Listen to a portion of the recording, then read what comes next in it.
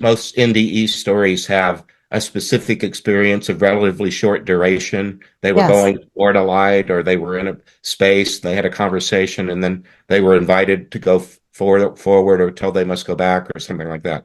So it's right, kind of right. episodic. It's a single episode. What I'm used to is people talking about their recent past and their helpers, their team.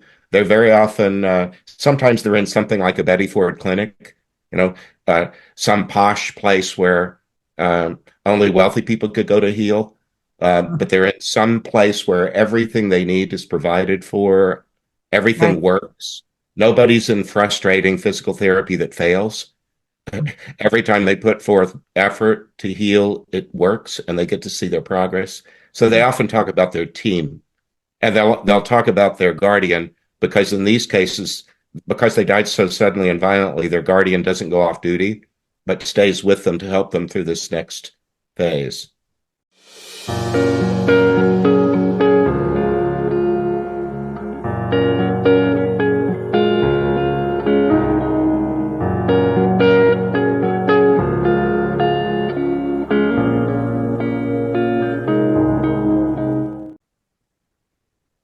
Welcome to Caritas Consciousness Project.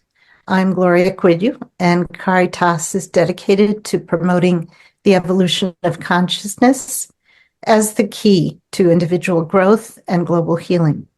In addition to our online presentations with guest speakers, we also offer classes and study groups, also online. And we draw from a wide assortment of both ancient wisdom and leading edge studies in science, consciousness, spirituality, philosophy, paranormal. And we have well over 100 video recordings viewable through our website, caritascenter.org, and on our YouTube channel, Caritas Consciousness Project. So you can view them all for free, and it's quite a selection. We've been presenting guest speakers for 20 years, but we just started recording these presentations 3 years ago at the start of the pandemic. As a nonprofit organization, we do rely on the support of our members and donors to keep our program going. So if you'd like to support this program, you can make a donation or you could become a member on our website. And now let me introduce our guest speaker tonight.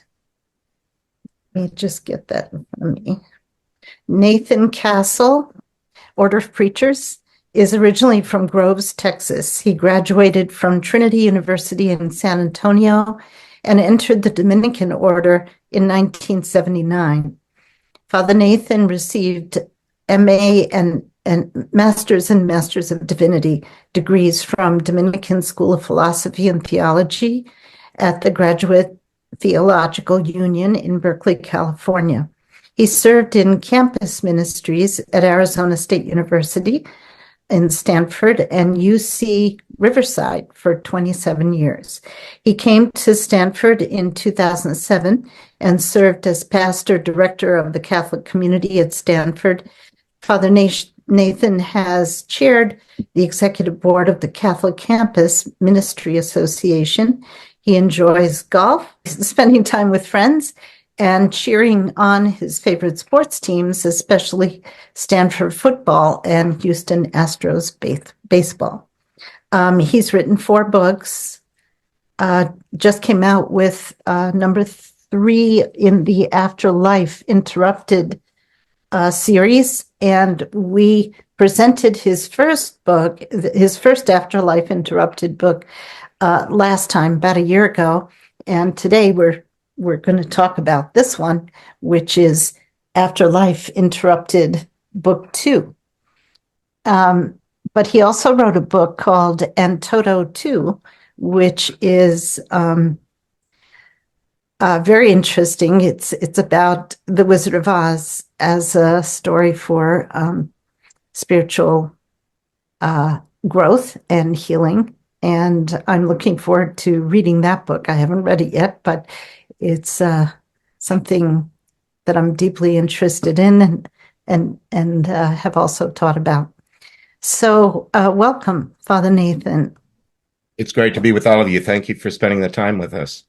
Oh, my pleasure. And where's Toto? He was there last time. He was in your lap the Well, you whole can see the picture of him on the wall behind Oh, me. yeah. It's not really him, but actually, my best friend is a retired priest who lives about 15 minutes away, and I'm usually at his house maybe 2 nights a week, and oftentimes I'm doing a podcast from his house, and he'll be in my lap Oh, when I see. I'll see him on Sunday. I'll get that. Okay. You're off the hook now, Father. Okay, got it. Okay, so I want to get started, and let's start just for those who weren't here for the last presentation. If you would give us a little background on how you got started with this work of helping souls cross over, and I imagine they don't teach this in seminary training. No, but it came to me really early. I answered that question in two parts. I grew up in a practicing Roman Catholic home where I wasn't just learning rules and regulations about an organized religion. I was really very well schooled in spirit practice. And my dad had only two siblings, both of whom became Dominican nuns and first grade teachers. So I had really expert guidance as a really little kid. And my mom was just extraordinary in her ability to know and love me and teach me uh, about the universe and my place in it.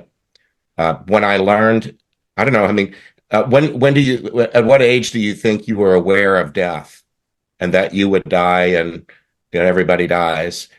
Well, I went to Catholic school, so I guess probably by the age of 7, certainly.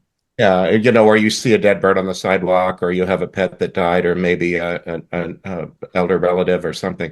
Yeah. Anyway, I was taught that we're here for a while, that we have a family on earth and a family in heaven, and we spend most of the day with the one on earth, and before we go to sleep, we talk to the one in heaven. So I learned how to talk to my heaven family as a really little kid. And then when I became aware that people die and they have to go someplace, the way it was presented to me was there were these three places, heaven, hell, and purgatory, and they were kind of like Canada, the US, and Mexico. There were borders between them, and you went to one of them. And if you went to the one in the middle, it just seemed to me as a child that most people aren't horrible, and most people aren't perfect. Most of us land somewhere in the middle, and so it sounded like that purgatory in the middle must be the most populous, at least for a while. Uh, and then I learned I think in first grade, that we could pray for the people who had died, and if our prayer was the one that sprung them into heaven from purgatory, you'd have a friend for all eternity. So I in my little imagination as a 6 or 7 year old, I thought purgatory must be like going to the bank. My dad, there were five kids, and my parents were depression children who were determined that the generation they raised would have it better and we would all go to college. So we all had a college fund from the first week of our life, and regularly had to go to the bank with our little passbook savings thing, a little tiny book, and the number always got larger because we never withdrew from it. And the idea was implanted really early on that we would go to college. But when you go to the bank, they have these zigzaggedy velvet ropes that make you can tell that the people that work at the bank plan on making you wait. They even have the furniture there that makes you wait. Um, but if you're patient in the line, it moves and you eventually get your turn. And so the line in purgatory, I was praying for the people in line at the bank. I would imagine before sleep that somebody was one aggravating prayer short of the goal line, and my prayer might be the one that pushed them over. And then the whole line would move up, and then I would go to whoever just got there, because it's disappointing when you get to a place and find that there's a long line where you have to wait. So I'd pray for whoever just got there, and then I'd pray for somebody in the middle. And I just was all about customer service. I wanted to make sure purgatory was a quick experience as it could be. And then later, much later, well, actually, when I learned how to read, we had a morning and an evening newspaper, two of them each day. And they both had a page of pictures of people who had died. And once I knew how to read a little bit, nobody in the 1960s did a funeral other than at a church. It just wasn't done. Everybody's funeral was at a church. And if it wasn't a Catholic church, I learned that the Catholics were the only ones that believed in purgatory and the other people didn't. And so the Catholics prayed for their people in purgatory, but the others didn't. So I prayed for anybody that wasn't a Catholic. I just figured that would be my job. Yeah. Then much later, in about 15 years into ordination, as in my mid 40s maybe, I had a dream that was a contact dream that got this started. Somebody was in distress and came into my consciousness in sleep, screaming and burning on fire, and got my attention, and that's where this all started. So how did you know it wasn't just a dream? It just felt completely different. I mean, I've paid attention to dreams much of my life, and used to keep a dream journal. And I'm awake several times a night typically, and so I emerge out of unconsciousness, and I'm aware for a little while of what was just in my imagination. But this one, there's another thing too. Many priests have to take a turn being on call for emergency calls in the night from a hospital.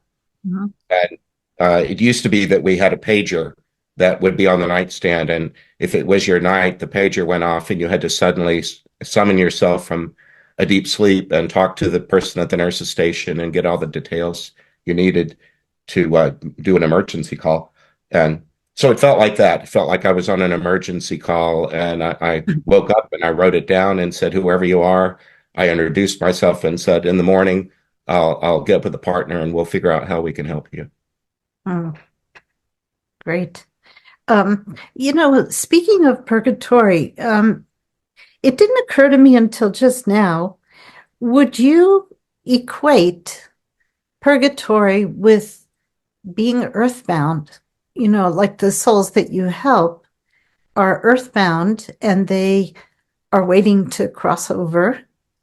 Would you? No, not necessarily. Not like an earthbound spirit that might be in the haunted house or the hotel room. No, but just like the spirits that you help, you mentioned in your book, you use that term a couple of times, or maybe it's the souls, who are speaking that use the term earthbound.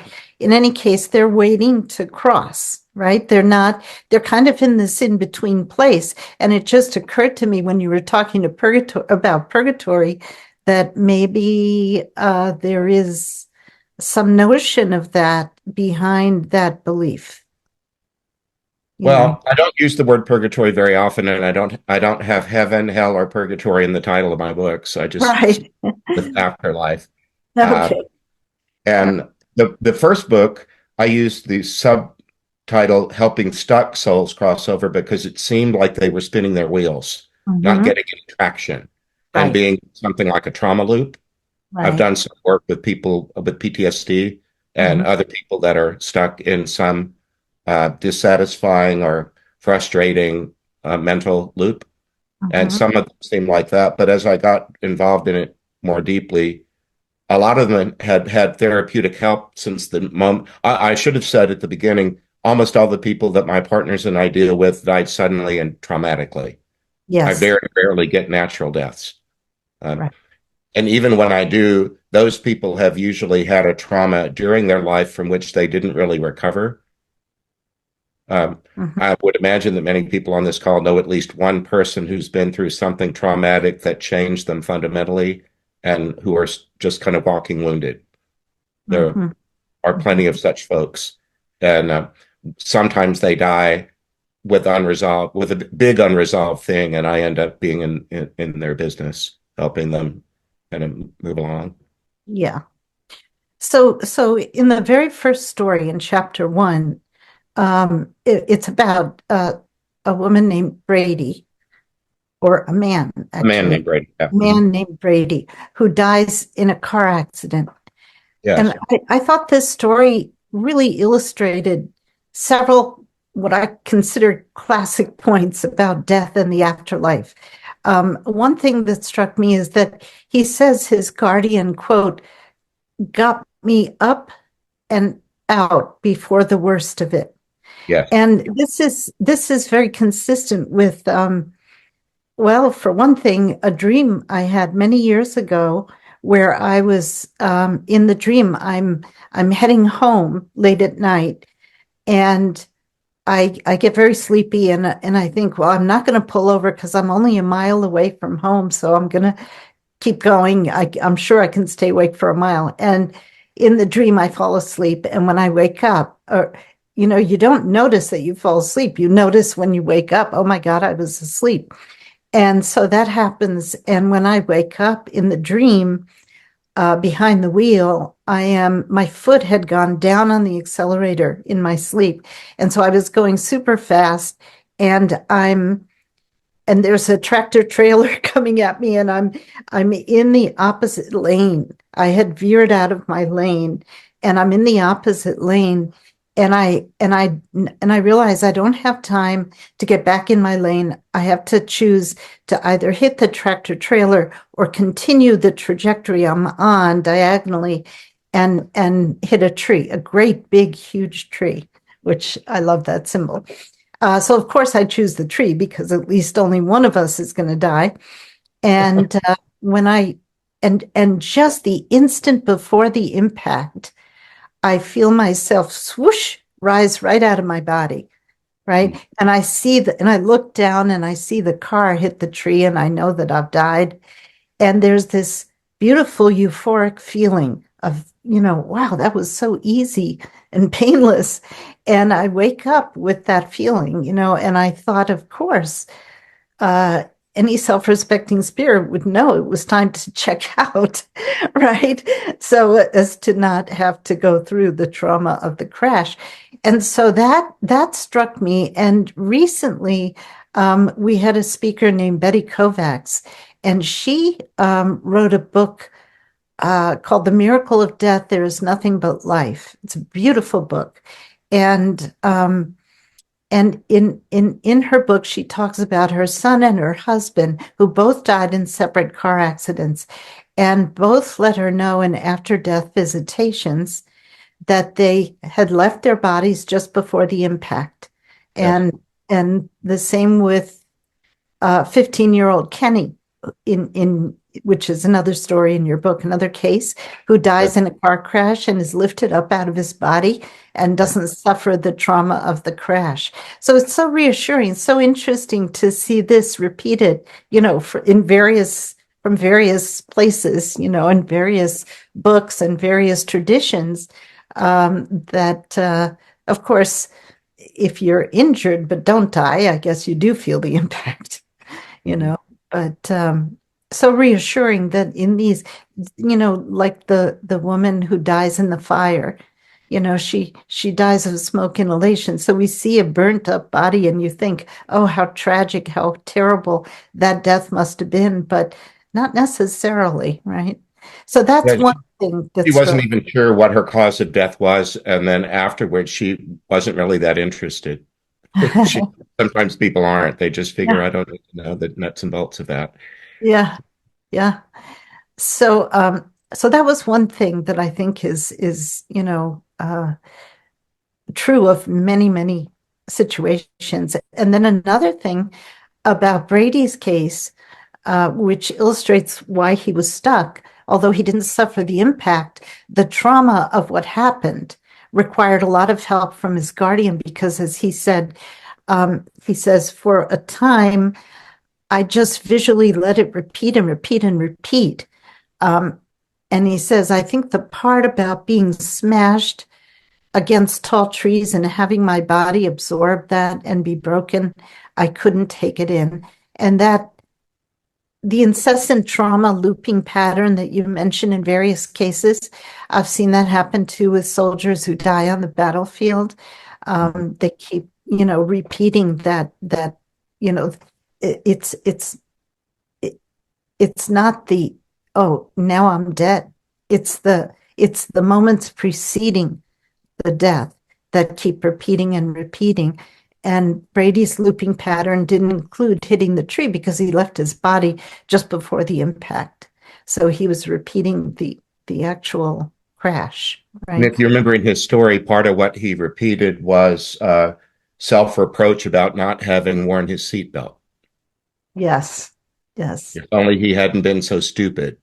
Hmm. Um, and it was his death came right as we were getting used to having seatbelts in cars and laws that required them to be buckled. And do you remember, did you ever have a car when you sat down and if you didn't buckle it, it buzzed and beeped? And Yeah. uh, Yeah. people would sometimes buckle the seatbelts and keep them permanently buckled just so they could sit in their car without having to put them on. He Yeah. did, he did that kind of thing. He blew past all of those public service announcements and he was, near his house. It's so familiar. It was a rainy day and there was a lot of traffic and everybody was going a little too fast and the road was wider. That, how sometimes they widen the roads, but the bridges are too expensive to widen. And so the road narrows just when you're going over a bridge. That's what happened to him. And but his part of his looping was that, damn, I was so stupid. I should have buckled my seatbelt. And eventually he had to just stop thinking that, Yes. choose. And he also felt guilt because he said we wouldn't have been in the car if I hadn't planned our going to the game. He was a big planner. Yes, yeah, So he said, I planned this outing for me and my friends, and this is what happened. So guilt is another common reason why souls don't move on. So it's yes, those two things, the looping and the guilt, and and then uh, the other part that excited me was the leaving the body before the actual impact. That is, yes. That happens a lot, and they don't necessarily think of themselves as the active agent of leaving. They were pulled or yes, out by their guardians, and right. sometimes they named their guardian. And in the newest book, there's a man who named his guardian Tinkerbell after the elf or whatever she is in Peter Pan. Yeah. And so he died in a car crash, and he said Tinkerbell did a great job of pulling me out of that just when things were getting terrible. Hmm. She sat me on the side of the road and said, "You see that you don't have to look over there if you don't want to, because you're over here safe with me. Do you understand?" And he said, "Well, of course I do, because it's evident." And said, "Well, your body brought you through a lot of things, but it couldn't bring you through that. But we'll sit right here until you say the word, and when you say the word, I'll take you somewhere better." That's the way he. Yeah. There's also a greater emphasis, which I liked very much, on service in this book as a way of helping both a rescued soul who assists another soul who is in need of help, as well as the one being helped. So, an example would be when Paul, who died a similar death as Brady, befriends Brady in the first book. Paul's story is in the first book, and he died in a car crash, and he befriends Brady and drives him home. And it was partly that I don't know if any of you on this call have ever had an experience like having to get back on the horse. Hmm, I I did. actually did. I fell off a horse. We had four horses on our farm, and I was about 10 when I got bucked off one of them. And my dad, brushed me off and held me for a minute and said, "Okay, son, let's get you back up there." And so it wasn't a metaphor. I had the real experience of getting back on the horse. But in book one, Paul accidentally drove his grandmother's car off the end of a pier into a lake and killed himself and three passengers. Hmm. And so he felt like such an idiot because how could my whole life, he was 18, he just graduated high school, and he just felt like, what an idiot. Who but an idiot would drive a car off the end of a pier? But it was dark and he thought he was on a bridge. He could hear the wood underneath the wheels. And so in his afterlife, he just kept thinking he was so stupid. And eventually he was helped. But but then I put that story at the beginning of book two. Later, he was asked to please give Brady a ride and get behind the wheel again. And he said, "This time there's no chance of dying because we've both done that already. So I can't possibly kill my passenger this time." Yeah, and Brady had to be willing to get in the car. and be driven Yes, exactly. because he was They not the both have kind driver. of placed down something that they could then kind of triumph over and put a check mark next to. Done Yeah. that. Go on to Yeah. And another example of service is parents who died and left their children, and they're asked to help children who have died and have no parents to be there with them. yes. And so they, Sometimes that's a big ache. yeah. I haven't raised children of my own. I've been a campus minister who has put finishing touches on lots of other people's kids, and they're 18 to 22 years. But for some parents, dying while their children are still minors isn't Oh, just sad. terrible. It's infuriating. My identity was that. My whole being, my whole job was to raise those children to adulthood, and now I'm robbed of it. And sometimes they don't want to think about a new mission because they didn't get to finish the last one. Mm. And so sometimes they just have to calm down, and eventually sometimes they're told, see that child over there? Uh, that one doesn't have any parents here. Would you go sit by them? Yeah. So it's healing through service. I love Yes, that. I love that idea. Yeah. I do too. Um, so the idea of souls who died in similar circumstances uh, grouped together was intriguing to me. Yeah. What would you say are the benefits of this in the afterlife? Well, are you thinking of the ones who died in falls? Yeah, well, falls or fires or car Yeah. crashes, how they I group don't know why together. it is. I just all I do is observe what I see what comes my way. But in the second book, the third chapter, there's a grouping of people who all died by falling, Hmm. kinds of falls, but all of them fell to their death. And Hmm. this little girl named Bridget came to the fore and said, I'm here with all these other people, and I'm not the smartest one. And lots of them are older than I am, but for whatever reason, they're encouraging me to be the one to talk. Hmm. And she said they all feel sad and on the bottom because they fell and they feel like they can't get up. And then she explained that she said to them, hey, everybody, pay attention. We don't have bodies that leak anymore or break. We don't have bones that break, and we don't have skin that leaks out blood. We have a different kind of body now, and you can fall in this body and it doesn't hurt anything. And she said, now we're not dead, we're just bouncy. That's what she Yeah, said. Dead, we're yeah. just bouncy. Because part of her therapy was to bounce on a trampoline She and had this fall. idea. She said, sometimes it's fun to fall. You go to Mhm. amusement parks and they have whole rides that make you go up to a high place and then fall. And then she said, at a lot of kids' birthday parties, they have bouncy houses where you jump around and the fun part is falling and getting back up. And so she she Mhm. created in this afterlife place something like a little amusement park of fun falls where people could get over the fact that they fell to their death and just kind of have a laugh. Mhm. Yeah. So, Spiritist literature, and Spiritism is a metaphysical science that studies the afterlife and the non-physical dimensions, um, mentions the common practice of recently deceased souls attending their own funerals and seeing their loved ones.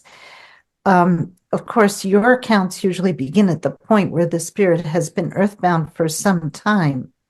Um, so if they did attend their funerals, it might not come up, and they don't often mention the loved ones left behind, which would indicate they've moved on.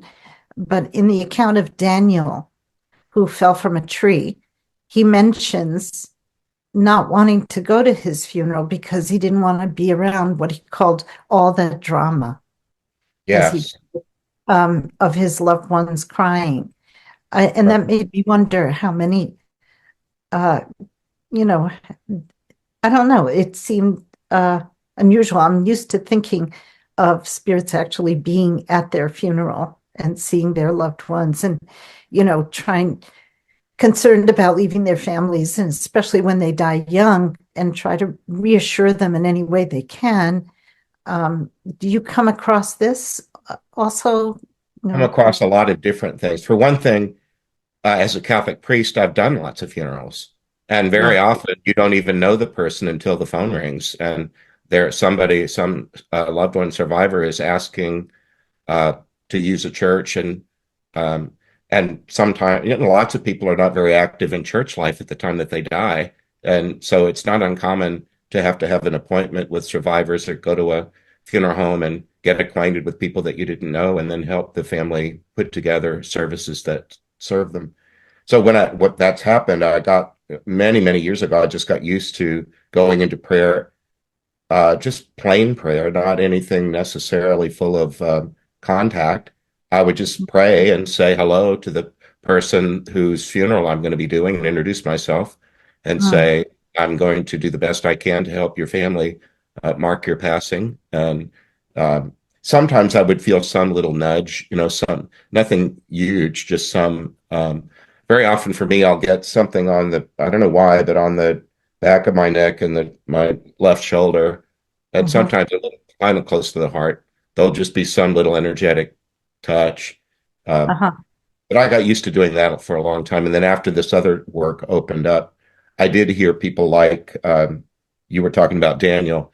Mhm. Uh, he died very tragically. He was in a fraternity on a field day and he fell from a tree. He was doing it was some sort of relay race where they had to run and climb a tree and grab a flag out of it and come back down. And the limb that this flag was on broke, and he fell in a Mhm. way that killed him. And Yeah. he he couldn't believe that who could die so suddenly and senselessly. He was grieving his own death Yeah. while other people were grieving him, and it was just more than he wanted to be a part of. He Yeah. took a look at his funeral and just decided, no, thank you. I don't want to be at that. Right. And sometimes also souls stay back or, earthbound because their loved one is grieving or because they think their loved one still needs them. Do you ever run into that? Yes, You I know, have. I yeah. remember one of the 9/11 people was he was a kind of a gym rat. He was an Italian guy that had spent a lot of time bodybuilding and wore a lot of muscle shirts and stuff, and was one of those who died in the collapse of the towers. And he was Mm, so angry because he said, "There's nothing left of me but a tooth. The rest of me is just ashes." And he couldn't believe that he'd spent all that time building up that physique only to have it reduced to ashes. And he, that was so traumatic for all of us, anybody that was anywhere near it. And he just said, there's just no safe place for me to go near any of my family members because it's just the grief is so horrible everywhere. So he just mm, needed to not be present to it. mm. Yeah. In the spirit release work that we do, we sometimes run into a situation where someone doesn't want to go on because they don't want to leave their loved ones Mm. behind, and then we have to explain to them that they're not helping that loved one. They're actually draining them. Um, and they will be able to help them much more if they cross over, Yes, and and I've they'll seen that they move from level to level and they don't have to leave behind the previous one permanently. It's just that right. they get access to a higher level that they couldn't have accessed before because they weren't ready for it. Yeah. And once they do, then they can. Well, I remember one lady whose children were young when she died said, she asked, well, how do I learn how to be around my children in a way that's not creepy? And I said, sweetheart, you're asking the right question of the wrong person. I don't know the answer to your question, but somebody on your level does. Go Mm, find somebody and if you keep asking, the right person is going to be on the receiving end of your question. You're going to get the answer you need. I just can't provide it. hmm hmm Yeah. They have Yeah. to learn how to, not be creepy ghosts. You know, Right. Right. and No, stuff it's like true. And Well, like sometimes, staying out of the bedroom, staying out of the bathroom, or not spending so much time following one of your kids around or your spouse or something like that that you lose track of your own present moment because we all have one. And if you Yeah. spend too much time, you know, pining away for what you used to have, or spend too much time anticipating what isn't yet, you lose focus on the present moment, and that's never a good And thing. you can drain the person too. I had someone who came, for help, who was uh, very much alive. Um, and she had been very close to her father, and he had died. And he had died like 2 years previously. And she said, ever since he died, I just have no energy. I feel like he must be around me or something because I Mm. feel his presence at times, and I worry about so many things. Anybody gets the least cold or anything, I get really worried, and I've never been that way, but he was that way. Uh, And she just didn't know what to do. So we did a session for him, and we explained to him that, he was there with the best of intentions, because they were close. And so we explained to him, do you notice that she's tired a lot? It's because you're draining her energy, even though you don't mean to. You just want to love her and be good to her, but you need to move on so that you can still be aware of her, but from a better place, and you won't be, draining her. And so he understood, and it was a very easy send off. Sometimes they can also learn about subtleties of their energy body, and that it doesn't have to behave the same way all the time anyway, any more than our bodies are always behaving in only one mode. They can learn how to kind of power up or power down their energy so that they're not having some unwanted consequence like that. Yeah, yeah, that's true. I mean, I guess he felt a heaviness, he was in kind of a heavy place having left them, and just yeah. Um, so in some of the stories, it seems that you and your prayer partner are simply witnesses, allowing the Spirit to tell their story and accept the help that's being offered on the other side from their guardians and helpers. What do you see as your role in these instances?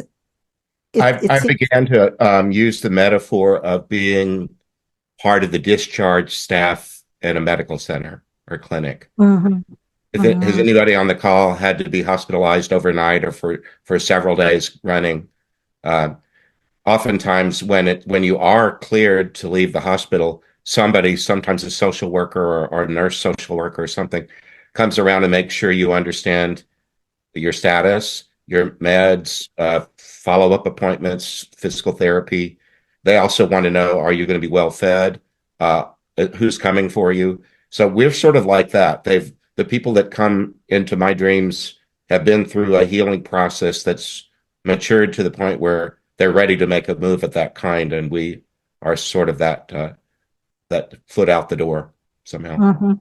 Well, it seems to me that to share their stories with their permission, which you do with their permission through your books, in order to educate the public about these afterlife realities is as important a mission as helping the souls cross.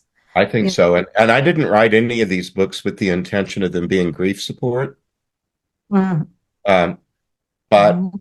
a lot of people that find me through my website and bring me their issues are grieving the sudden loss of a loved one, especially suicides and drug abuse deaths. Those are particularly heartbreaking, or anybody that died in mental illness. Um, and so sometimes reading these accounts of other people and how they were helped on the other side, if you will, brings comfort. Yeah, yeah. And we need a lot more education, I think, in this line, in this vein, in order to counter the prevailing fear of death as annihilation. Yes. Just the And thought. particularly some parents who invested a lot of emotion into trying to help a child that has a difficult life, Mm, particularly mental illness or drug abuse. Sometimes it's been a long time since they've known their son or daughter to be whole and healthy. And it's hard for them to imagine them resting in peace because it's been years since they saw them in peace. And yeah. so sometimes just helping them see some basics. For example, people that die in addiction, uh, they at least lose the craving of a particular drug because they don't have cells screaming for that substance any longer. One Uh, level of it falls away. Um, but they still need to learn or relearn habits of thought. That very often people that are in addiction have dark ideation about their own personhood and guilt and so on, and those things do go with because they're not absolutely physical, and so they just have to learn how to do things like in AA, one step at a time. mhm. Yeah, they may not have the physical craving, but they sometimes still have the psychological craving, which they have to get over. Or they Yeah. have guilt because they know they failed at rehab several times and other people were paying for it, or things like that. They can be down on themselves and feel like they're a failure, and, until they can find a appropriate esteem, self-esteem, they'll struggle. Yeah, yeah. Um, in in the case of Sheriff Glenn, Uh, it was his anger that kept him stuck, or Rage, yeah, really raged. yeah, Yeah. rage. He relates that his helpers on the other side explained that he needed to work on bringing down the level of his anger before he could move on, which over time he did. Um, and then he was allowed to contact you. So They I'm like, made him promise that he wouldn't come into me and rage. They said, "We're not right. going to allow you to upset that nice man and go into his dreams and scream at him or something." Yeah. You're going to have he had his rage kind of calibrated like it was on a thermometer. It was red Mhm. hot, and he was working at trying to get it to come down. And they gave him some sort of threshold. Once you get to 98.6, we'll let you do this. And he Mhm. barely got there and was barely capable of doing the work that we do. And he pushed and insisted. And so they let him do it. But they also kind of warned us that this guy might be a little tougher than many that you've dealt with. He was shot and killed on the lawn of his sister's house where she had just been murdered. Yes, yes. So She he was comes to really him in a enraged. vision. She comes to him in a vision, and he thinks, "Oh my God, she's in trouble." And so he goes rushing to her house, only to find that she had been killed by these, whoever they were, robbers or whatever they People were. that had just killed her were on her porch running Yeah, away when he arrived. And he heard them cursing her. yeah, And he saw one of them had a gun and they shot each other. Well, he shot the one with the gun, but what he yeah, didn't know was there was an accomplice who had some sort of homemade gun. You know, those plastic ones? Those, yeah. I don't know what you call them. 3D, make them on a 3D printer, I Yeah, think. on a 3D printer, and it was white and it wasn't metal, and he'd never seen one.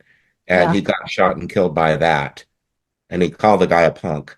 You see, so that stupid punk and that stupid little thing that didn't look like a gun put a hole through me and did me in. Yeah. But It, he was true to his he also was a public servant, and they reminded him of that you only wore that badge because you promised you would uh, serve and protect. And we're not going to let you go into this guy and blunder around. You have to be a professional. So he did everything he could to honor that yeah. guy. He reminded me of uh, uh, the Andy Griffith Show. Oh, You I know, love that show. Andy and Barney and some small rural town with this kind of homespun police force. And Right. the guy that came to help him. Do you remember the end of the story? Um, yeah, let's see. The guy who, oh no, that was a different one. Who was it who You came know to how help? in a lot of public buildings, like any school you went to, there's a picture of the first graduating class, or Hmm. there's some sort of sepia tone or black and white picture of the founder. Hmm. Well, there was a picture on the wall in the police station of the first captain of the police force when it was founded, and Oh, that's the guy that's right. who showed up. Yeah, yeah. He'd never met him, but the guy showed up in uniform and said, "Welcome.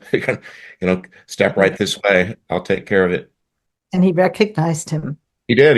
And oftentimes they'll do something like your grandparents will show up for you looking like they did in their wedding picture that was over the mantle, Mm, or mhm, the military uniform, when Grandpa was 20, and mhm. they'll look that way for just long enough for you to realize it's them, and then they'll morph into another version of themselves that they're happier with.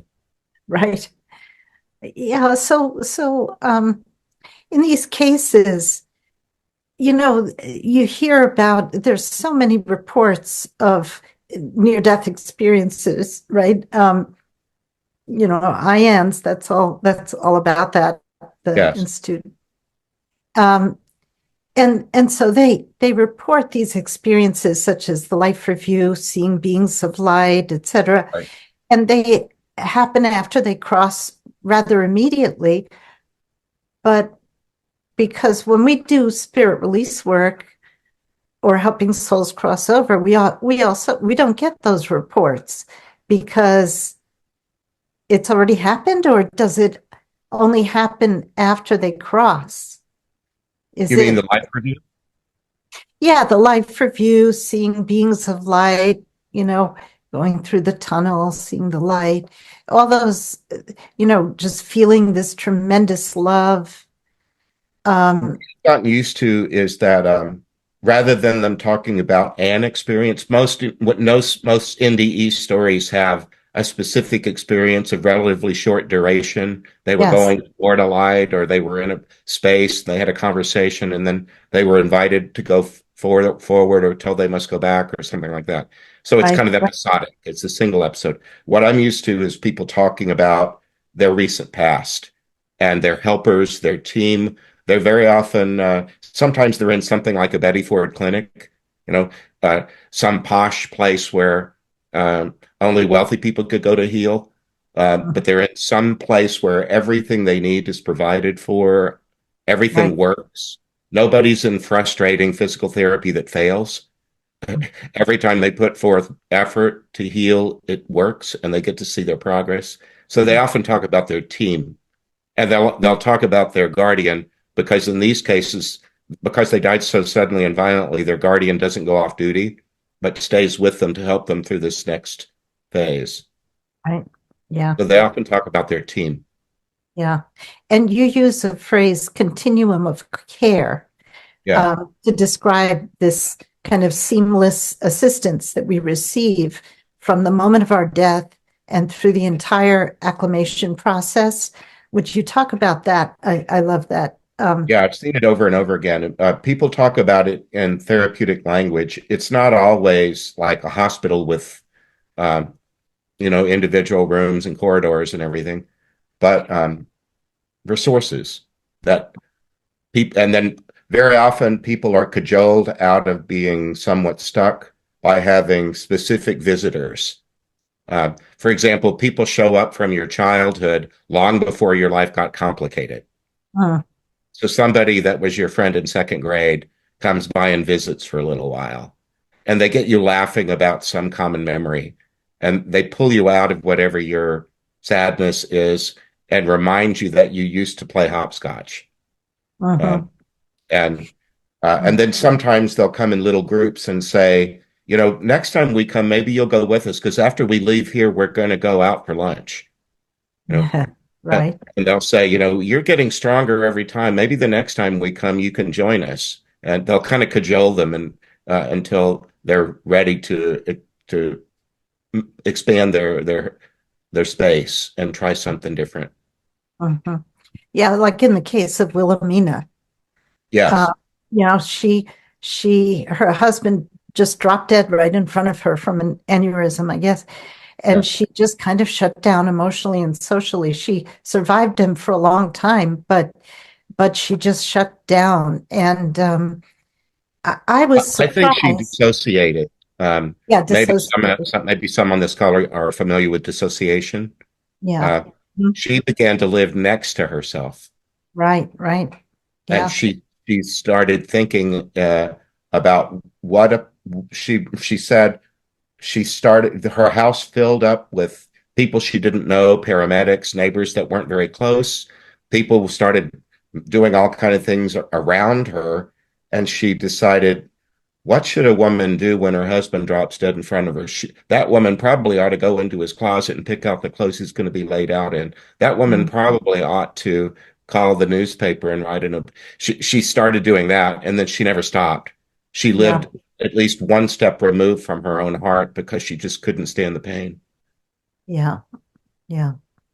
And so um, I was surprised in her account that when her turn came, when she passed over or died, um, that her husband didn't come to meet her.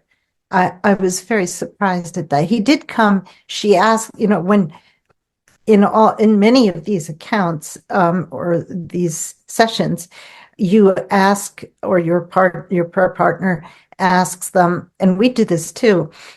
Is there someone you would like to see who passed on before you, who could help you cross over? And then they name someone, and so she names her husband Eric, and he does come and help her. But I was Eventually, surprised. but not at first. Right. I was surprised that he wasn't there to greet her when she first died. It's not that he didn't want to be, she wasn't receptive. I see. She had shut down the whole Eric part of her heart because it just hurt too much to live there. So Mm. she just closed off that part. And eventually, that's an example. She had a little girl. She was the one that brought up hopscotch. Do you know Right. what hopscotch is? Exactly. Yeah. That's what Little reminded baby play me. with chalk on a sidewalk and a stone. Uh, Yeah. she little girls came to get her talking again. It's like, have any of Yeah. you ever had muscles atrophy after being in a cast or something like that? You have to muscles go unused for a while. Mm. You just don't run a relay race. Right. you you have to do something to kind of get the blood moving again. And Wilhelmina had to, and she decided to go slow. She said, but then she got frustrated with herself and she said, I was never the smartest kid in the room, but I wasn't the stupidest either. And I don't always have to go slow. It depended on the subject. I could go hard faster if I tried harder. And she formed the idea that I'm going to start trying harder. And Mm. as she did that, she began to get some momentum. And eventually they said, there's there's somebody that wants to see you and you know who it is. So then she had to get up her courage to be able to let him back in. And when she did, he showed up looking like he did on their first date when they were 16. Mm. And she said he's holding flowers, but they're not the kind from the store that match. They're out of his mama's garden. Mhm. And he's standing at a distance so that that I know that he wants to be with me, but it's up to me. Mm. She Mhm. wasn't being forced to do something that she wasn't ready for, but he wanted to let her know the minute you're ready, I'm standing over here with these flowers. And Mm. and when she saw him, that was all she really needed. She had more courage than she thought she did. Yeah. Yeah. She's a So, sweetheart. yeah, I really liked her story. Um, She said she found me in a catalog. She died huh. somewhere I think in the 50s. I was born in 56. And she said, I used to catalog shop the J.C. Penney and Sears catalogs that were real thick. And she said, when it Mm. was time for me, when they said, we need you to pick somebody that will help you make a move to a next place, she said, they sat me down with a catalog and I started paging through it. And I turned a page and there was this Catholic priest. And I said, ooh, I'm a Catholic. Maybe I'll choose him. So, Mhm. that funny? I was a That page is, in the that catalog. is funny. I bet you didn't know you were in a catalog. I That's remember funny. those catalogs. Yeah, Yeah. I Yeah. remember. So she died in 1950. Well, somewhere I think in the 50s. She didn't say In the exactly when. 50s. Okay, But the way so she described it, she was listening to the radio in her front room, she said. It yeah. sounded to me like a lady that I might have grown up with in the neighborhood when I was a really little kid in the late 50s. Mm. So she had already died in the 50s. Is Well, that was when her husband died, and then she lived a little, maybe 8, 10 years longer and then died. Oh, okay. Okay. Yeah, so there's often quite a gap between when Yeah, and then they, sometimes in the dream there'll be little tells like cell phones. Somebody was in a crash and they dialed 911 on their cell phone. Well, when did you first have a cell phone? For right. me, it was about 1995 or so.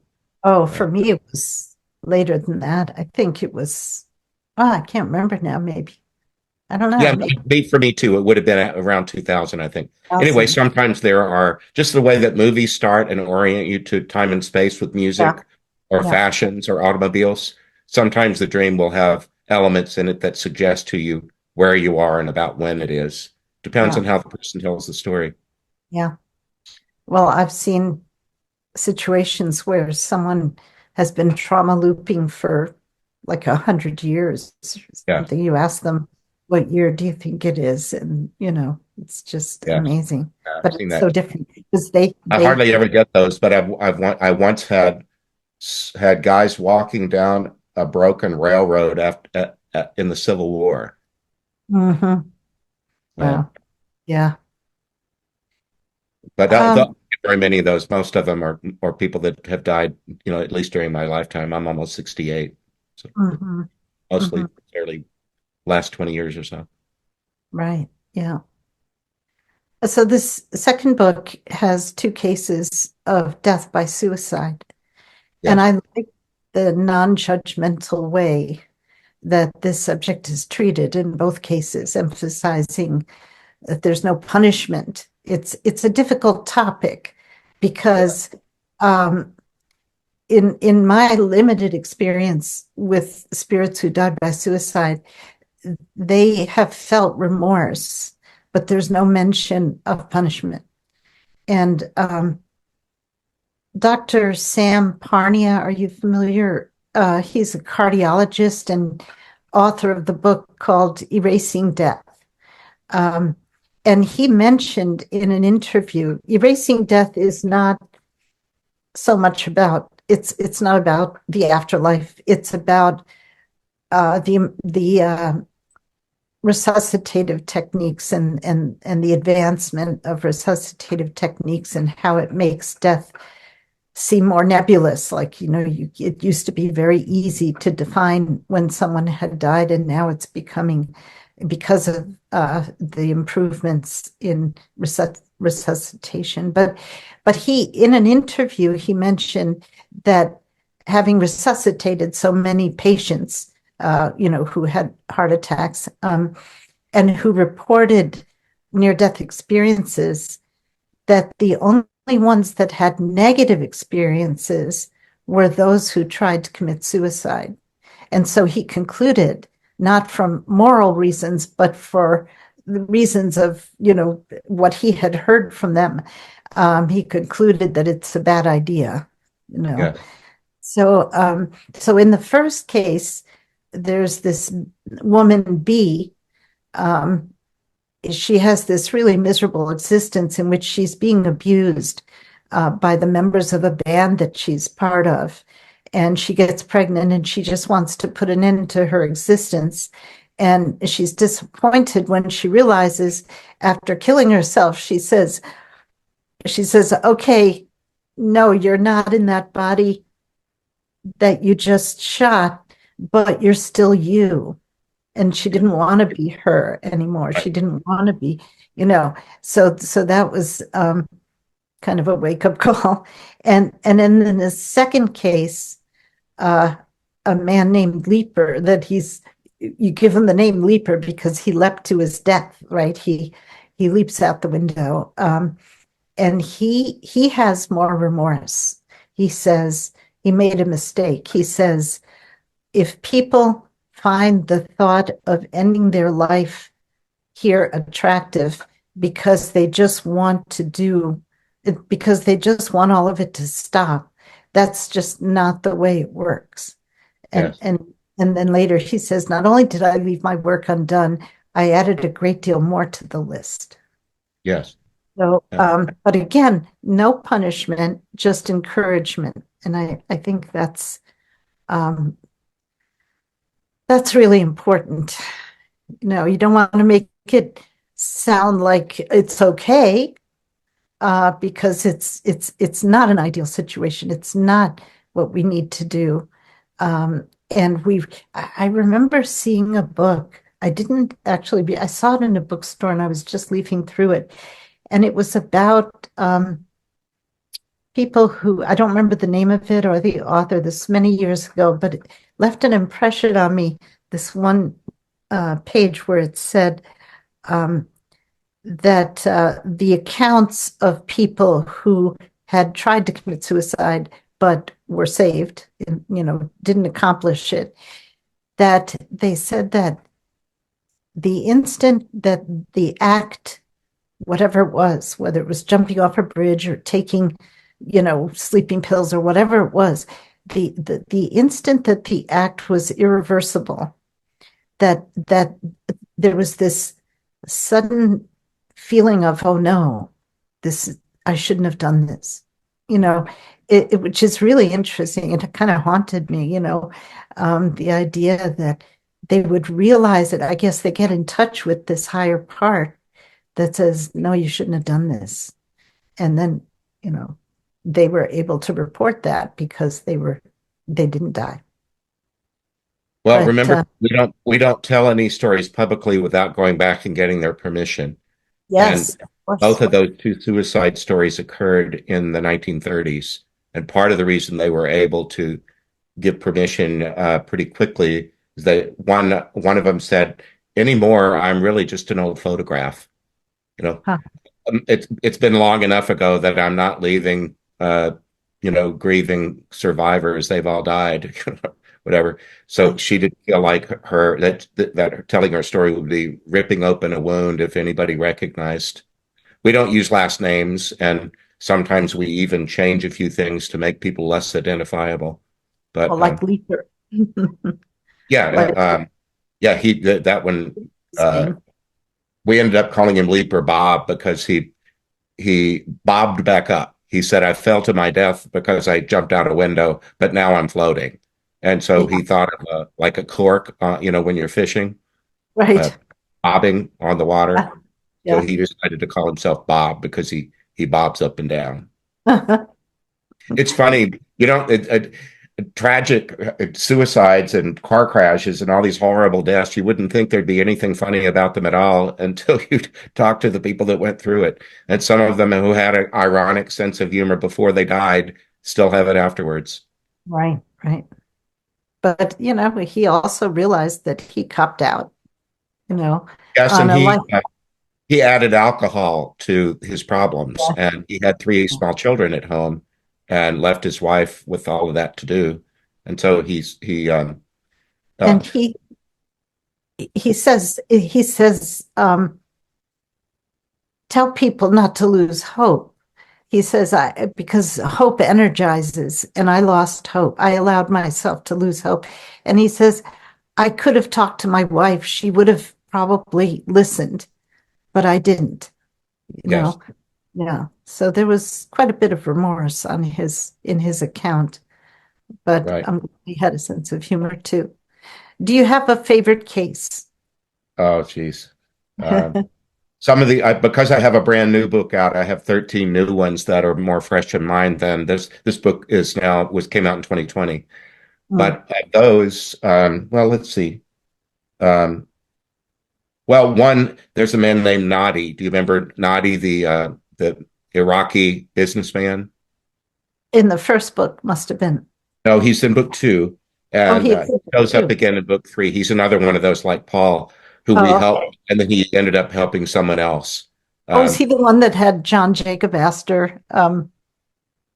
no, but John Jacob Astor shows up a lot. He's the most famous drowning victim. Did any of you remember seeing Titanic, Yes, I saw it. the I'm sure classic everybody saw it. DiCaprio movie?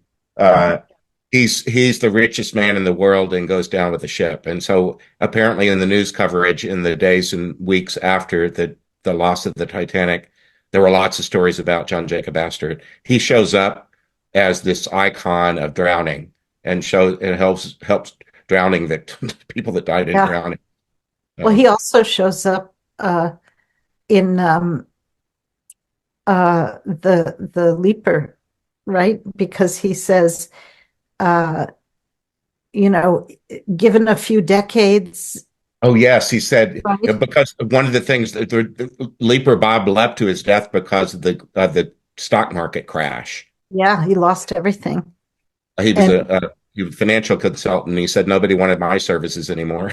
So, right, and right. John Jacob Astor said, "Yeah, well, I died in the Titanic, but had I lived and stayed along, maybe jumping out a window would have been just as attractive to me as it was to you." So, Yeah, having lost his fortune, right?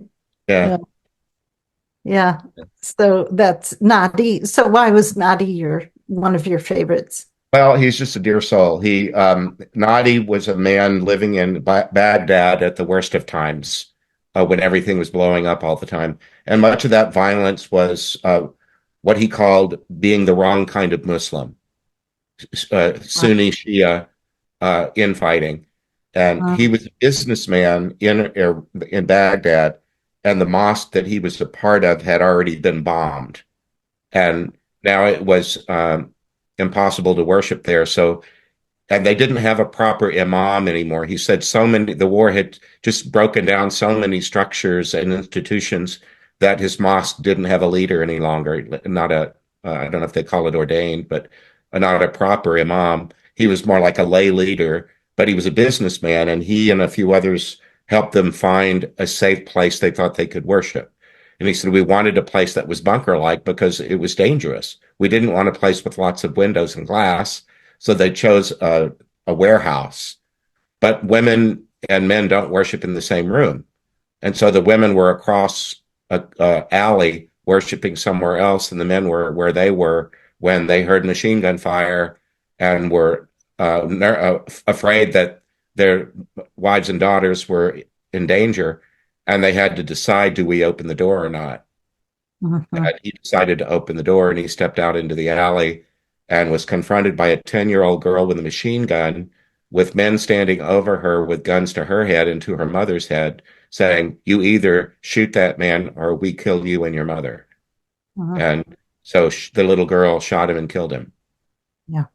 That was a part of, disgracing him and not just killing him, but having him be killed by a little girl. Uh, so he had died that way. And when he showed up in my dream, one of the things he said that what I thought was so dear, he said, I would never in my life thought I would be talking to an American, a A Christian, Catholic priest. and a priest. Yeah. This is about as far away from my experience as I ever thought I would be. And here I am talking with an American, a Christian, and a priest. But he said, there were parts of our religion that taught us about the brotherhood of all humanity, and that these differences that we fight over are really illusions. And he said, I'm learning that more and more now, that all of these distinctions that I thought would make me so different than other people are really they're an illusion. And so Yes. he made his way on a parade. In a parade. Do you remember that? Yes, I do. Yeah. Talk about that, the Well, parade. he mentioned, remember, the part of our world that we lived in is between the two big rivers, the Tigris and the Euphrates. And Yes. if it hadn't been for those two rivers, it's really probably not habitable land. It's just so dry, but the two rivers make it verdant. And he said just about everything we ever celebrated was celebrated along the rivers. Mhm. Every kind of festival there would be some sort of event at the river. He said very often there would be floats that would be decorated for some seasonal holiday, Mhm. and people would parade on some sort of floats down the river to celebrate a holiday. And when it came time for him to cross, he said, the the place I'm standing now is filling with water, but it's not frightening. There's going to be just enough water here to support a float. Mhm. And so he was like in like knee deep water. And he said, there's a parade of floats coming to me, and each of us is going to see the thing that would most entice us to move along.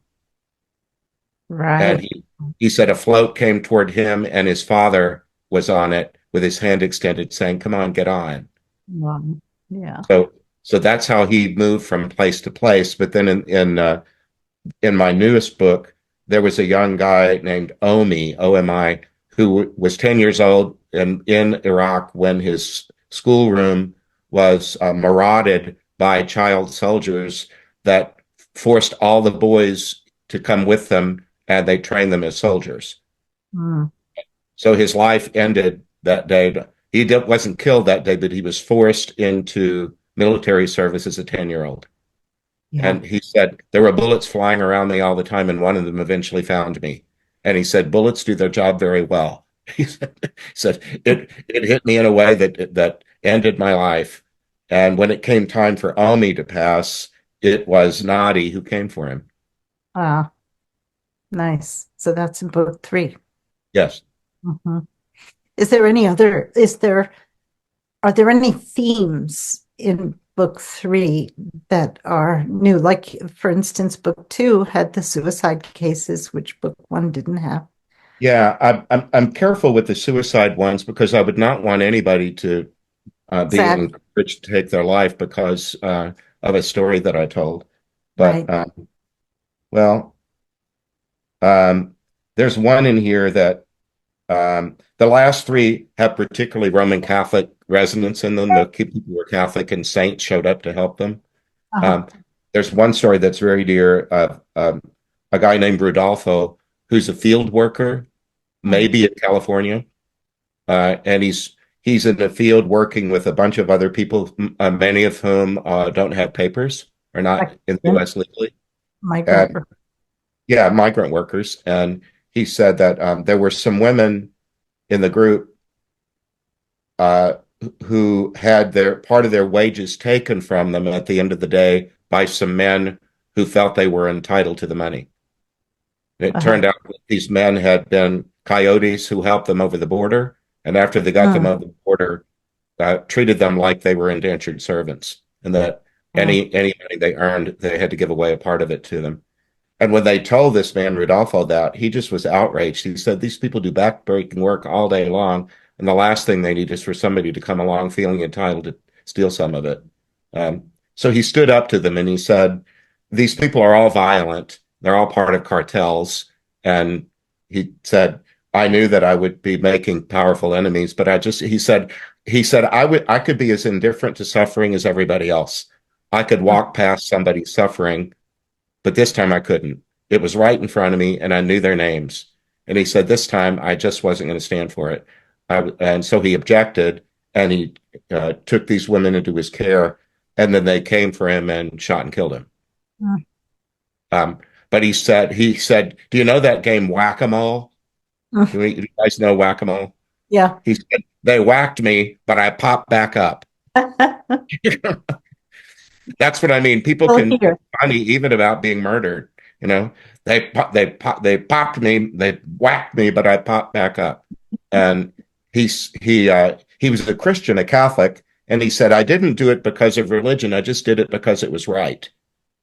He said, Mm, "I didn't say a bunch of prayers to give myself the courage to do what was right. I just did what was right."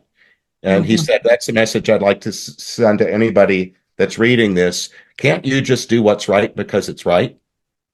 Yeah. He's just a real simple guy. Can't you just do the right thing because it's the right thing? Do you need One of another my reason?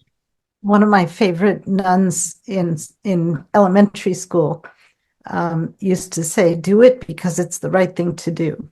Well, that's pretty much what he said. But the experience of him coming in, it was just another dream, you know. And this is my book, you know. I did two of them this morning, Dream and journal.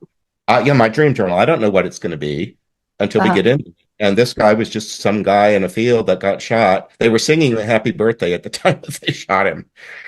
Um, and it was in Spanish. I could hear the Spanish version of Happy Birthday. mm, And but when he came, the energy just felt so huge. And I just thought, I don't know what this is. And I apologized to my prayer partners that I don't know why I'm having this reaction, but whoever this is, they're just hugely powerful. And when he came on the line, he explained that, "I'm sorry, that's not me, that's the martyrs." the martyrs. He said, all the way back to Jesus and the early Christian church, all the people that died because they did what was right, Oh, they're the martyrs, and they hang out together.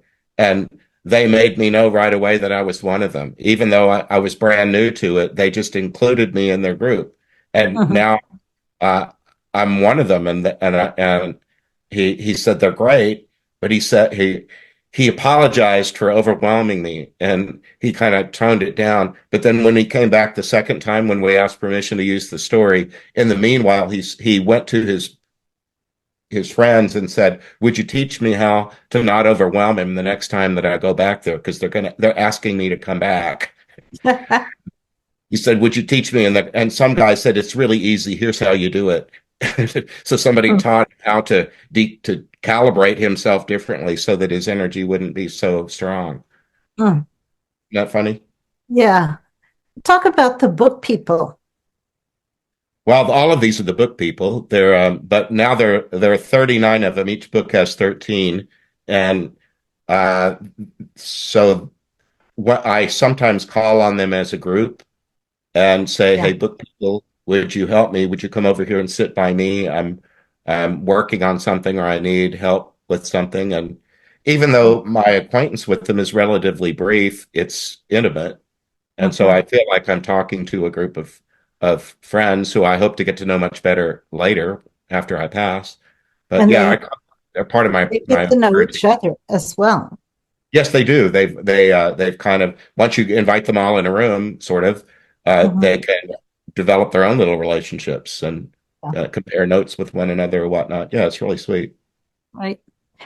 Um, Spiritism teaches that prior to birth, with the help of our spiritual guardians, we choose the major circumstances of our upcoming life that are most suitable for the lessons that we need to learn, including the manner of our death.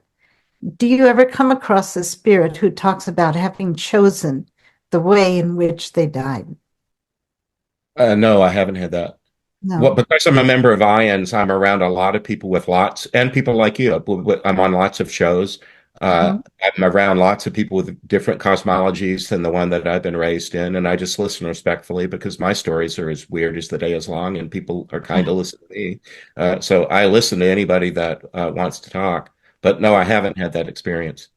It's a very empowering thought, because if we choose the circumstances of our lives, it takes away the victim consciousness when, when things are difficult. We Hmm. realize, well, I chose this because there's something I need to learn here.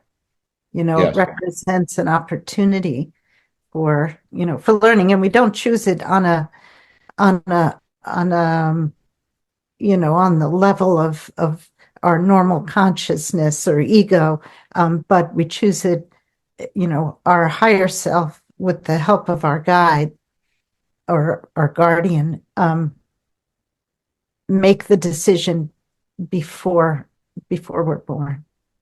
So it's just, I just wondered whether whether they ever say that to you. No, and then, I was doing this work for a long time before I ever went public about it. And Mhm. I was doing it for about 20 years before I wrote a book. Mhm. And I was a pastor at Stanford and at Arizona State, and I just thought it would be too weird, for Mhm. while I was trying to do a lot of other things. Right. Um, um, but my undergraduate training is in sociology and social science, and so I was taught the discipline uh, of observation and human behavior and observing it and noting it. But in the social sciences, having an opinion about it is a secondary act, and you're supposed to label it and not mix it together. If you're Right. really doing pure social science, you note behavior, and if you want to have an opinion about it, you do that separately. And so Mhm. I've tried in these books. We record everything on my phone and get it transcribed. And now Mhm. AI, the transcriptions come back in 2 minutes time. I spent much of the day today with Yeah. two different transcripts, and so I can give the reader the my best attempt to give them a sense of what it would be like to be a fly on the wall, to be a person who was in it, uh, Mhm. and then and they can see the dialogue right in front of them. And then when I do have an opinion about it, I label it, and they can also have an opinion about it after having read it. Right. Right. Yeah. Well, I think we should probably open up to, I'm ready for that. Seeing some people nodding, and I'm just wondering. We talked uh, for a while now. yeah, so let's do that. Um, oh, can you please write the book title and author from Celia? Hi, Celia. It's been a while. An author you just mentioned here in the chat. Now, I'm not sure which book that was. So would you type, what was the book? Is it Father Nathan's book or one of the other ones that I mentioned, um, Betty Kovacs? So I'm sorry I missed that when you typed it. I wasn't looking at the chat at that time, but you can always email me and ask me what the book was or um, oh, Miracle. Oh, okay. It was the Betty Kovacs Miracle of Death. There is Nothing But Life is the name of her book. Betty Kovacs, Kovacs. Wonderful, wonderful talk. I think it's already on our YouTube channel. You might want to tune into that one. Okay, anybody else? No questions? Jen, were you raising your hand? Okay. So thank you both for this wonderful discussion. I think what I'm curious about is how does the energy of the person who has passed reach is it the ability for Father Nathan to receive these messages and these wonderful conversations and circumstances? Does there have to be a common energy that transpires between yourself and the person? Is it a vibration of Yeah. energy that presents itself as a channel? I'm glad you asked that, Jen. Thank you for asking. One of the things that we often do, because dreams have a kind of a vagueness about them by nature, there might be symbology in them, or uh, I've taken to mostly asking, could we please have the help of what I call their guardian angel? Other people might say spirit guide or some other language, but I've learned that this works great. I just say, may I have the assistance of their guardian first to clarify for me? A person might have shown me that they died behind the wheel of a car, but they didn't indicate their gender. Mm-hmm. Well, I'd kind of like to know if I'm talking to a man or a woman. Sometimes I feel like I'm in a foreign country. I'd prefer to know that going in. Sometimes at the beginning of a movie, if there's a crowd scene, you're not sure who you're supposed to care about yet until the camera zooms in on somebody. So Mm-hmm. there's things like that. So I'll say to the guardian, are we helping one person or more than one? Is this person masculine or feminine? Did I get this detail right? And the guardians will come on, and they'll sometimes say they'll say hello, and then they'll say, "Give me a moment to get my energy aligned with yours." You know how when you see your voice or music on some synthesizer where the lines are Mm-hmm. going up and down, it's a little like that. That we each have an energetic signature, and they said you wouldn't be able to match mine, but I can match yours. It'll just take me a moment. Mhm. So they'll somehow make themselves conform to whatever my energy looks like to them, and then we can connect well. That's so fascinating. Isn't it? It happens a lot, but it's very quick. It's Oh, just like you unmuting yourself. It didn't take you very long. mm-hmm. It's just kind of pushing a button. Mm-hmm. Yeah.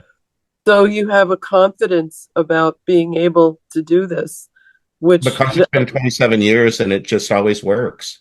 mhm. It just works. And we're only, they remember they've already done such hard therapeutic work already since their violent death. This is graduation day. We're helping them out the door, and their guardian has usually been through the whole thing with them, and they're excited because they're about to get to see them graduate or Mm-hmm. ascend somehow. Mm-hmm. Thank you very much. Sure. Okay, I was going to type it, but I will just say it. Pat, I see you typed, I have a question, but I can't get my video or audio to turn on. Can you type your question into the chat and then I can read it and we can answer it. All right. And then it Okay. looks like Ed has his hand up too. Okay, Ed, where are you? Yes, Ed, go ahead. Hi, hi, Father Nathan. How are you? It's great to see you, Ed. Ed's an old friend. I was wondering, when you have these contacts, are you introduced to their name right at the beginning, or is that after you meet their um, guardian angel? How do It's you know their usually name? there. Usually, I ask to speak to the guardian first, almost always now, because it's just so helpful and it breaks the ice. And I used to call it a mic test because most of these people have never spoken through another human being's voice before, Right. so they're doing something that's new, and so the guardian can kind of model it for them and show them how easy it is to do, Okay. I and was then just wondering we how do. you would know their names. We ask. Um, Yeah. the Okay. guardians they've kind of conformed to a pattern. We've been at this for a while, and the guardians will say, "My other angel colleagues have gotten used to giving you some sort of handle, some nickname or something, and so they come with a nickname, and Okay. uh, and so they tell us a nickname, and that helps us to talk to them. And then the human person that we're helping cross, they almost always tell us their real name. And then if we choose to put them in a book and they want to do a pseudonym, we do that. Okay. Great. Thank Yeah. you. Mhm. Okay, Pat's question is, has Father Nathan ever run across a spirit that is not stuck, but happy and excited to have crossed over? Well, Pat, I only get ones that were traumatized. Um, Mm. I don't think I think ones that were just thrilled to death with dying.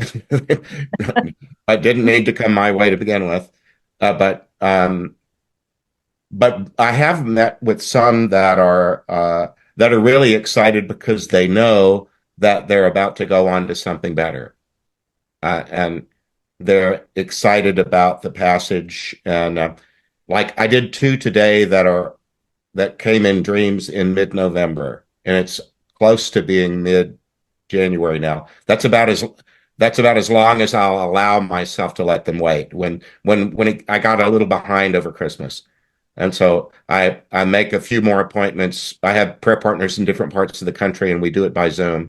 And so I'm having to kind of get a little bit caught up because I was trying to get this new book out and then get the audiobook version of it done. So I don't know why I'm going into that, but there it always is a happy event at the end, whether they were really excited about it or not. And the helpers, the people helping them are often, very happy because Yes. they've already crossed over. Yeah, and one thing that we might have touched upon it a little bit, but almost all of them, they had the experience of being asked to help someone else. Remember when we were talking about a parent that Volunteer adopts little service. kids, but there's some little kid here that needs help. Yeah. Almost everybody, even the suicides and the drug abuse deaths, they're not there very long before they're being told, "Would you step over here and help her or help him?" Because there's a Yeah. dignity in not always being on the receiving end of someone else's helping behavior. There's a Yeah. dignity in being able to serve somebody else, and they're very often invited into that. Yeah. It's very therapeutic. Yeah. Part of the therapy. Yeah. Celia has her hand up. Celia? Yes, hi Gloria.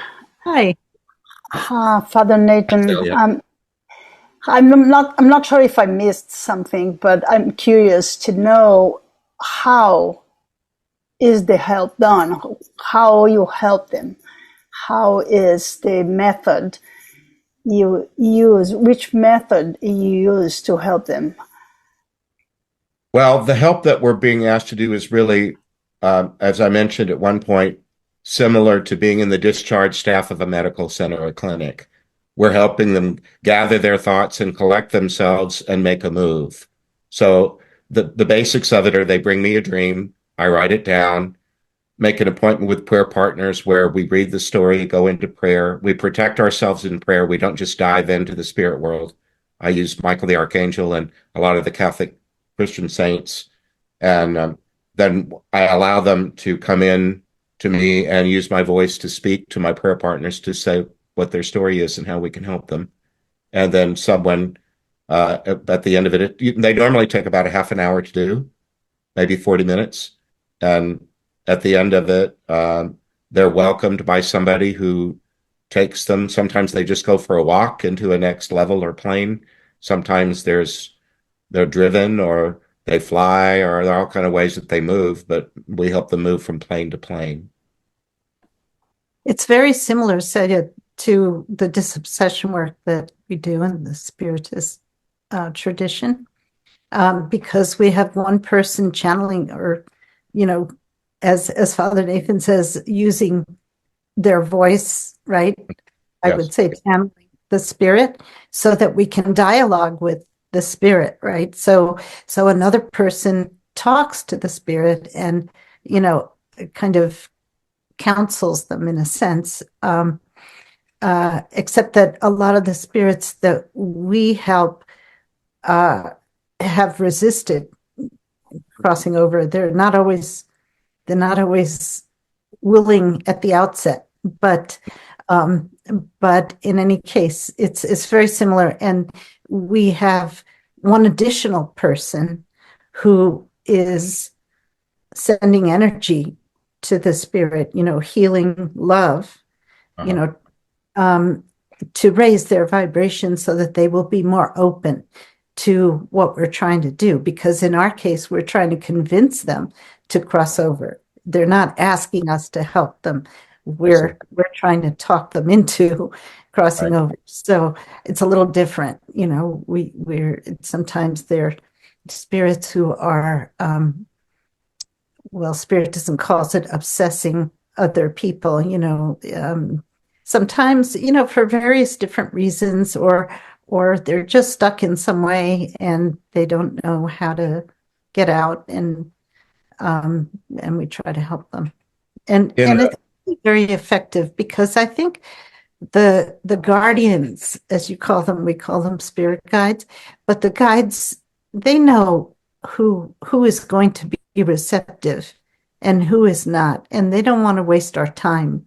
If someone is absolutely not open, to the help that we're offering, they don't bring that person. Well, I learned a long time ago, 27 years ago, that I use the word vetted. All of my people have been vetted. Yeah. They're not random at all. They've been through a process, and someone who is in charge of their care says this person's ready. Mm-hmm. And sometimes there's a group of people in a situation, Yes. and the guardian or the guide will choose one person to speak, one of the souls, one of the spirits to speak, and the others often benefit from it also, and they also leave. And I've seen the guardians very often don't know how many are going to move. There might be 20 or 30 in a place, and they'll say, we're not sure, because it's up to them. And they're not shamed if they choose not to go along. They'll always be the next bus, something like that. You don't have to get on this one. But if you think you'd like to, you're invited. Yeah.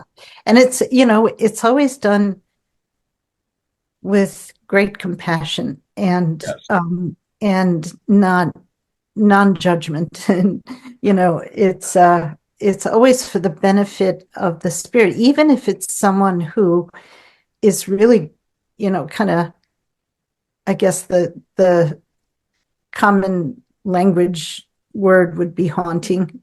I don't really like that word, but bothering, attached to somebody and bothering them. We're trying to help the person who's being bothered, but we're also trying to help the spirit, because they are confused and they are in many cases deluded into thinking that what they're doing is okay. And so we have to help them too.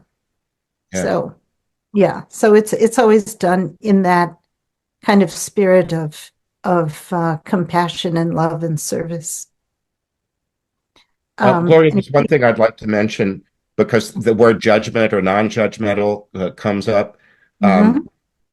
The word discipline is really important to me. My father disciplined me, which isn't the same thing as punishing. Mhm. To punish a person, you want them to suffer in some way. Mhm. You know, disciple is the Greek word for student, and Mhm. my dad would say after catching me in some misbehavior, "Did you learn anything?" Mhm. And then I might have to suffer some uh, punishment, but it wasn't because he was angry and needed to have retribution. He wanted me to learn. Consequences. It was Yeah, and so I've mostly seen that people they say they're not being judged, they're being taught, Yes. but they have to learn, and you can't Yes. force another person to learn, and you can't. And one thing they really enjoy is that it's like a Montessori school, that you can pick up the toys and play with them and so on. You can work at your own pace, and you're not shamed because you're not keeping up with the rest of the class. Mm. Uh, you learn at your own pace, and you can decide to go slow or you can speed it up. Wilhelmina decided to speed it up because she'd been going so slow for so long. Um, Mm. anyway, the idea of being disciplined is different from being punished. A Yes. discipline is on the way to learning. Yes. Yeah. Anybody And else? when Jesus is made out to be a judge, I say to Christian people that insist that Jesus is the judge, say, yeah, but judges do more than one thing. That you're skipping ahead to the sentencing phase and making Jesus be the one that throws the the person in jail or something, or that sends them to hell. Mm. Judges earlier in the process do discovery. Mhm. They bring in witnesses so that we can uncover the truth of a thing. And sometimes the person who we deal with really has misunderstood their own life, Yeah. that didn't see themselves clearly and need to learn about aspects of their life. And their guardians are really good at that because your guardian was with you in kindergarten. And when you start telling stories about yourself that are not completely true, your guardian can say, well, Gloria, that's true to a point, but do you remember this? And they always do it with such charity that you don't feel like you've just been shamed or embarrassed. You just go, oh, oh, and then you shut up.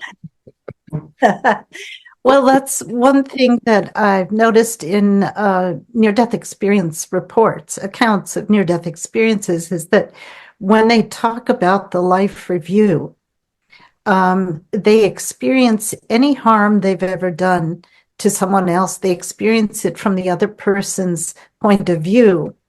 And so they feel the pain that the other person felt. And then they feel bad having done that, having realized, that, oh, I really hurt this person. But there's always like this light being, or, some very elevated spirit standing there and just exuding this compassion.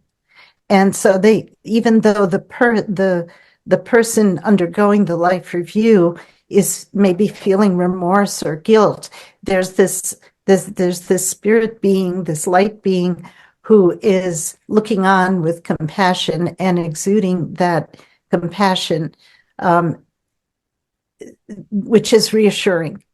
Yeah.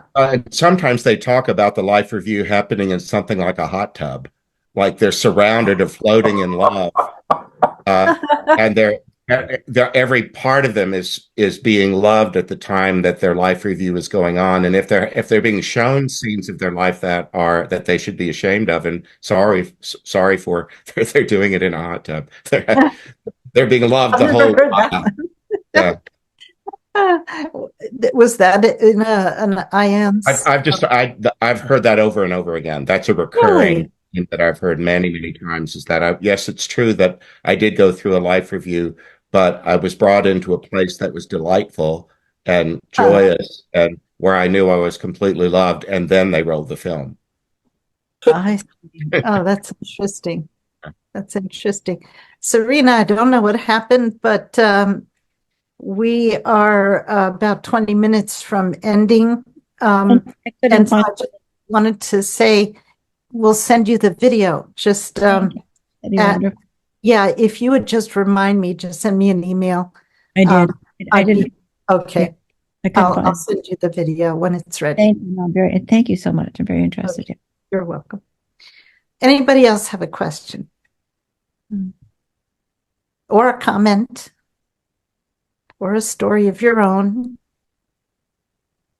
Nobody? You're going to make me think of one.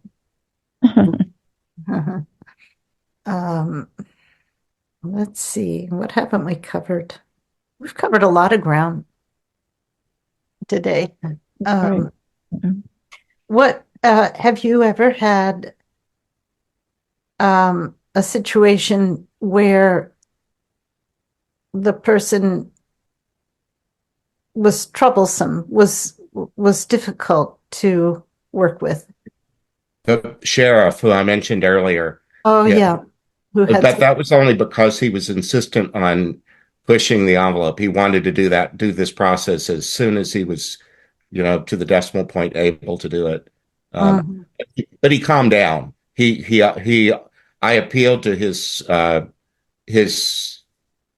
kind of oath of public service and said, "Listen, Buster, we both are public leaders, and you can do this. I know you can. Just calm down." He was okay to work with, but no, they're pretty much ready to go with the program by the time they get in our line. It's great. It's really easy work. It sounds like some of what you and your colleagues might be doing is more difficult than what I've been asked to do. Sometimes I stay in my lane too. I don't go seeking anybody. I won't do mediumship stuff. I won't go getting messages from deceased loved ones or anything like that. Spiritism would certainly call what you do mediumship, fall under that term, only because the definition of a medium is someone who senses spirits, who is able to either see them or communicate with them or hear them or sense them. Yeah. And it means to be in the middle. That's what a medium is. And I understand that, but I'm still trying to be a Catholic priest in good standing if I can. Right. So you can't use certain terms. No, I use the word prophetic speech rather than channeling. Right. I believe it's a gift of prophecy. The letters of St. Paul have lots of phenomenological things in them, healings of different kinds and manifestations. Yes, the gift of the Spirit, right? Yeah, so I'm careful to say I believe mine is a prophetic gift, and discernment, right? Isn't that a word that yes, that's an important one for us, and I encourage people not to do spiritual experimentation carelessly. Yes. Not every, I say I don't pick up hitchhikers on this plane or any other. Because not everyone is good company and not everyone has your best interest at heart. And that's a very important point because in the New Age movement, sometimes people think that if someone is channeling a spirit, that it's automatically this high spirit that has all this truth and all this wisdom and everything, and it isn't necessarily the case. Exactly.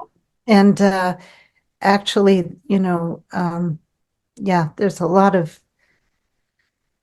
unfortunately, miscommunication around that, it's important to, just like when you meet someone and you kind of sense where they're coming from by what they say and how they behave, you can sense whether they are an elevated soul or not an elevated soul. Mm-hmm. You have to use that same discernment when it comes to dealing with spirits. I'm doing a little this is a kind of self-promotion plug, but I'm doing a 4-part series that we've just done the first one that I'm calling Tools for Dealing with Mystical Experience. I have about 30 Oh, people that are a part of oh, that. So, it's every Tuesday morning for the next 3 weeks. And oh. And is it's the that first on your time I've done it. website? Beg pardon? Is that on your website? It is, yeah. You could go to my website and find out about it or contact me through the info at nathan-council.com. It's the first time I'm doing it, so it's kind of a scattershot. I'm asking people, what would you like to hear more about? Mm, What are phenomena? Some of them are, visitations from persons who have died, or sometimes there's visible things. mhm. Sometimes it's malevolent spirits or some sort of sense of being pestered. Yes, There's lots of different kinds of things that people experience, and so yes, I'm just kind of throwing something out there and saying I'll see. And many people don't know that they have a guardian angel, a yeah. spirit guide, a helper who loves them and is at their side and at their service. And so I think my session on Tuesday is going to have a lot of that. From birth until death, and even after If necessary. Yeah. death. Yeah, it's a beautiful We're thing. never alone. And nobody dies alone, even those sad circumstances where some elder lived in their home alone and wasn't found for days and after their death, they still didn't die alone, that they Right. were accompanied at that moment. Yeah, yeah. Which is a very important thing to teach. And we are never alone, Right. even throughout our lives. We're never alone. Anybody else have Serena any? has a question that's about the thing I was just talking about, it sounds like. Yeah. Do you want to Oh, unmute yourself and talk? oh, you just muted yourself. I don't know the difference. Oh yeah, I did. No, There I've you had, go. yeah, I'm curious. I've had all these experiences since I've been 4 years old. And I have clients and I've had these visitations. Things have happened to me. I'm like, I don't know who the heck I am. Finally, I was in India and the Swami told me who I was. But I was raised Catholic, of course. So I'm considered a witch, I'm sure. But Mhm. anyway, yeah, and I've been involved with hospice for many, many years, our AIDS hospice. And then that ended and whatever. But this is all very interesting to me. This is very, very interesting. And I think I was, now what I do is I don't know, I'm an astrologer, but I'm also a therapist. So my goal is that I've rejected 3 offers to write sun columns because that's utter crap and it's just money making. But I do very serious work and I go very deep and intense. And I get information from both sides and a lot of times from people souls who've crossed over. And it's been quite beautiful. Mhm. My father's death was the most fun of all. Do you want to hear about that one for 2 seconds? Sure. Or no? Yes, Sure. no? Okay. Yeah. My dad was kind of a naughty boy. What can I say? Okay. And yeah. So he lived to be 95 and a half, and he told me he'd be 93. And the voice in my head told me I'd be 93. Okay, thanks. Meanwhile, okay, so daddy dies on the day of the highest eclipse of the 21st century, July 21, okay, 2009. Okay. So we go to my sister's house where she has a nice garden and her husband is cooking dinner and all this. And daddy was a bad boy. He became Catholic because my mother had to marry him. He had to be Catholic, but he did all kinds of wild things. Anyway, so I'm looking at the kitchen door and just my 3 sisters and me, the grandchildren haven't arrived yet. And this little whoosh sound goes in my ear and out comes daddy. He looks about 60. He's wearing these hilarious, 1960s Palm Beach kind of clothing with the necktie for the belt. And I hear this Frank Sinatra, Perry Como music. We used to call it daddy's hangover music. And he's out and he's looking at me. He's so happy. He's so excited. He's snapping his fingers. So I'm snapping my fingers. He's like, he wanted me to know. He's looking right at me. I'm so happy. I'm just so happy. It was so exciting. I said, Daddy, they're having a party for you. This is incredible. I was like, okay, so much for heaven and hell. That's it. That's all heaven. That was that one. I know. Incredible. Daddy. Heaven and hell. States of mind. They're not places. They're dimensions. They're No, it's a whole different scene over there. It is. My mom's was beautiful, but I'm not going to take your time and tell you that. No. Because you guys have to go now, I think. Isn't it going to be ending? Yeah. Almost. Yeah. Any other questions before we finish up? Yeah. So, Father Nathan, do you want to talk at all, or do you want to just save it to next time about the Entoto 2 book, Sure. Trauma? That was my first book. I wrote it in 2011. I've had a lifelong love of the movie version of The Wizard of Oz. And when I learned about Joseph Campbell and the hero's journey, and the Gospel of Matthew follows the pattern of The Wizard of Oz. It starts with a prologue. It has a linear story going to a city of destiny, and then an epilogue. When I learned that in my seminary formation, I thought, geez, that's The Wizard of Oz. So I ended up writing a book on kind of combining Joseph Campbell's work with the Oz story, the movie version of it. I use it for, I've done it with AA, the 12 steps of AA, as a heroic journey. I do lots of different retreats with the Oz material just to help people live examined lives. And I'm about to do the next IONS meeting, the annual meeting, international meeting is in Phoenix, which is 2 hours from where I live. And I'm doing a version, an update of my Toto book on Dorothy Gale's NDE. If you remember the story, Dorothy gets hit in the head with tornadic debris. She clanks out onto the bed, and then she goes through a tunnel and emerges into a place of brilliant color and light, and a being who's sort of goddess-like, Glenn to the good. Yeah. By the time she gets all the way home, she lands in her bed again, and Uncle Henry says, yeah, she got quite a bump on the head. For a minute there, we thought we were going to lose her. She nearly died. And so I'm asking people that are kind of prominent in the near-death experience world to look at the movie and write a short essay on what they think about the movie as an NDE. So that's just a little fun exercise I'm doing in the next few months. Yeah. It's funny how we were talking before the meeting started about The Wizard of Oz, and how we have both used it in conjunction with the hero's journey, because I teach a course, a DreamWork course called The Hero's Journey in Dreams, and I use The Wizard of Oz as one of the examples, and we go through all the archetypal symbols and everything. For people my age and older, that movie was part of our lives every year. When there were only 3 channels on TV, and when The Wizard of Oz came on, even before there was a Super Bowl, it was like a Super Bowl party. Our house filled with people from all over the place. And I can remember the year when we saw it in color for the first time. And I was originally, as organized religion has had a lot of disaffiliation in the last couple of decades, one thing that's happening is people aren't hearing the same stories on a weekly basis. And so I think we're more fragmented because we don't have common stories that bind us together. And the Oz story is one that lots of people know. All you have to do is sing the first few notes of any of the songs and people burst into song. So I was looking for a story that was already incarnate. It's already inside you. And maybe I can lead you inside you to mull over some wisdom that might be there that has gone unobserved. Yeah. Oh, there's so much in that story.